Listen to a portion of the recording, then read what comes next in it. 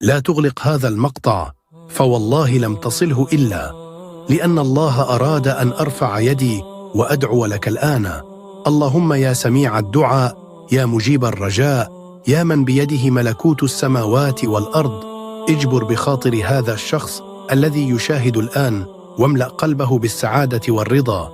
يا الله ارزقه رزقا واسعا مباركا يدهشه من عظيم كرمك، وأزل عنه كل هم وحزن. يا رب اجعل هذه اللحظة سببا لتفريج كربه، وحقق له ما يتمناه عاجلا غير آجل، كل ذلك برحمتك يا أرحم الراحمين. إذا شعرت أن هذا الدعاء لامس قلبك فاكتب في التعليقات يا رب ليشمل الدعاء كل من يشاهده، ولا تنس أن تضغط إعجابا وتشترك في القناة، فلك أجر كل من يدعو بعدك.